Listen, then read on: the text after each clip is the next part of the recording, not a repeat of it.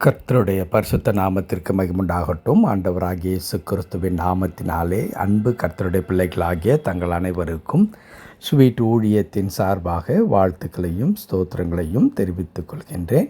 யோசுவாவின் புத்தகம் 1 அதிகாரம் 9வது வசனம். யோசுவா 1 அதிகாரம் வசனம் 9. நான் உனக்கு கட்டளையிடவில்லையா?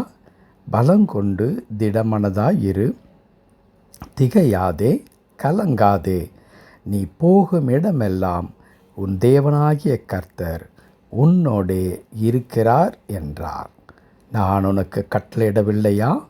பலங்கொண்டு திடமனதாயிரு, திகையாதே, கலங்காதே. நீ போகும் இடமெல்லாம் உன் தேவனாகிய கர்த்தர் உன்னோடே இருக்கிறார் என்றார்.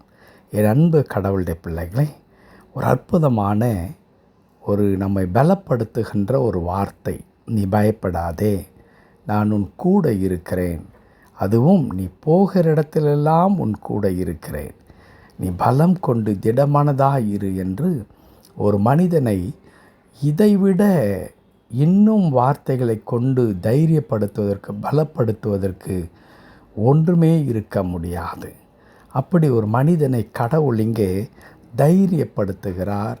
அந்த மனிதனுக்கான ஒரு எதிர்காலம் இருக்கிறது, நீ முடங்கி விடாதே என்று அங்கே சொல்லித் தருகின்றார். காரணம் என்ன?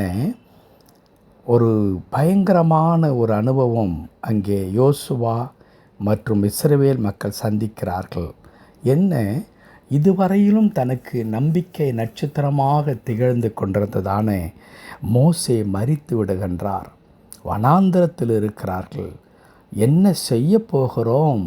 இப்படி ஆகிவிட்டதே. கடவுள் சொன்னார், உங்களை நான் பாலும் தேனும் ஓடுகிற தேசத்திற்கு நான் கொண்டு போகின்றேன், மோசே உங்களை அங்கே அழைத்து செல்வார் என்று சொல்லி நாங்கள் அவர் பின்பதாக இவ்வளவு தூரம் நடந்து வந்துவிட்டோம்.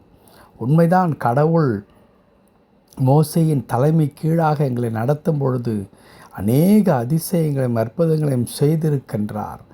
ஆனால் இப்பொழுது நாங்கள் சற்றேனும், ஏன் கனவில் கூட நினைத்து பார்க்காத ஒரு காரியம், நாங்கள் எங்களுக்கு முழு ஆதாரமாக நம்பி இருந்த மோசே மரித்து விட்டார். நாங்கள் என்ன செய்ய போகிறோம் என்று திகைத்து கலங்கி கொண்டிருக்கிறதான இஸ்ரவேல் மக்களுக்கும், குறிப்பாக யோசுவாவை பார்த்து ஆண்டவர் அவருக்கு தைரியம் ஊட்டும்படியாய் சொல்லுகிற வார்த்தை தான், நீ பலம் கொண்டு திடமனதாயிரு, கலங்காதே. நீ போகுமிடமெல்லாம் நான் உன் கூட இருக்கிறேன். நீ சூழ்நிலையை பார்த்து, உனக்கு ஏற்பட்டிருக்கிறதான இந்த நிலைமையை பார்த்து, இப்பொழுது நீ சந்தித்து கொண்டிருக்கிறதான இந்த பிரச்சனையை பார்த்த உடனே முடங்கி விடாதே, ஸ்தம்பித்து நீ நின்று விடாதே. நீ முன்னேறி செல். உனக்கென்று ஒரு எதிர்காலத்தை நான் வைத்திருக்கிறேன். உங்களை குறித்ததாக நான் செய்ய நினைத்திருக்கிற திட்டங்களை கட்டாயம் நான் செய்து முடிப்பேன். ஆகவே மோசே போய்விட்டதினாலே எல்லாம் போய்விட்டது என்று நீ நினைக்க வேண்டாம். இன்னும் உனக்கு ஒரு எதிர்காலத்தை நான் வைத்திருக்கின்றேன். ஆகவே நீ பலம் கொண்டு திடமனதாயிரு என்று ஆண்டவர் சொல்லித் தருகிறார். இந்த வார்த்தைகளை கேட்டுக்கொண்டிருக்கிற என் அன்பு கடவுளுடைய பிள்ளைகளே, ஒருவேளை நம்முடைய வாழ்க்கையில் ஏற்பட்டிருக்கிறதான அந்த சூழ்நிலையும் அந்த பிரச்சனையும் இன்றைக்கு உங்களுக்கு ஒரு பெரிய முற்றுப்புள்ளியை வைத்து, இதற்கு மேல் நீங்கள் நகரவே முடியாது, அவ்வளவுதான் என்ற நிலைமைக்கு நீங்கள் தள்ளப்பட்டிருப்பீர்களானால், கடவுள் சொல்லுகிற ஒரே ஒரு வார்த்தை என்ன?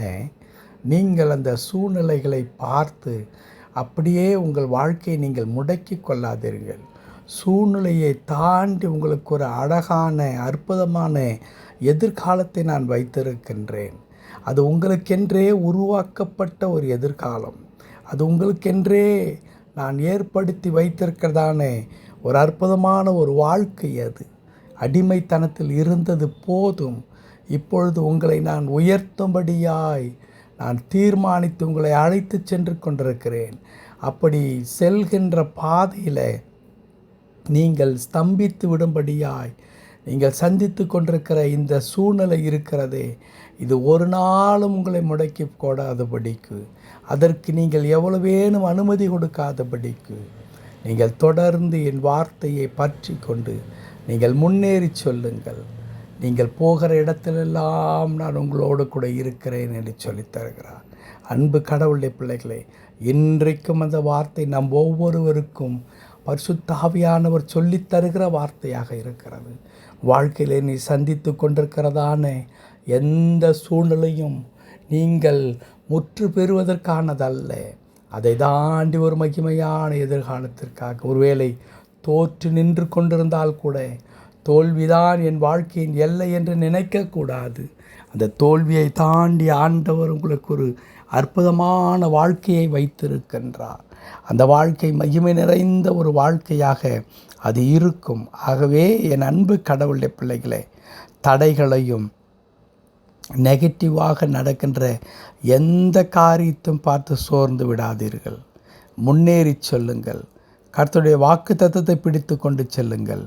அவர் சொன்னதை செய்யும் அளவும் உங்களை கைவிட மாட்டார். செபிக்கலாமா? கிருபை நிறைந்த நல்ல ஆண்டவரே, உமக்கு நன்றி செலுத்துகிறோம். யோசுவா கலங்கி நிற்கும் பொழுது அவரை பலப்படுத்தும்படியாய் நீர் சொன்னதை நல்ல வார்த்தைக்காய் தோத்திரம். அதே வார்த்தை தான் எங்களை ஒவ்வொரு நாளும் நடத்தி கொண்டிருக்கிறது. ஆண்டவரே, எங்களை முன்னேற்றி கொண்டிருக்கிறது, வழி நடத்துகிறது, எங்கள் வாழ்க்கையில் வெற்றியை தந்து கொண்டிருக்கிறது. ஆகவே நாங்கள் சூழ்நிலைகளை பார்த்து, நாங்கள் இப்பொழுது சந்திக்கிறதான எந்த காரியத்தையும் பார்த்து முடங்கி விடாமல், கர்த்தர் எங்களோடு இருக்கிறார், அவர் சூழ்நிலை தாண்டி எங்களை வழிநடத்துகிற கடவுள் என்பதை உணர்ந்த மக்களாக தொடர்ந்து உடைய சித்தத்தின்படி முன்னேற கடவுள் எங்களுக்கு கிருபை தாரும். தாழ்த்தி அர்ப்பணிக்கிறோம். எங்களை பொறுப்படுத்திக் கொள்ளும். மீட்பர் நாமத்தில் ஜெபிக்கிறோம் எங்கள் நல்ல பிதாவே. ஆமேன், ஆமேன்.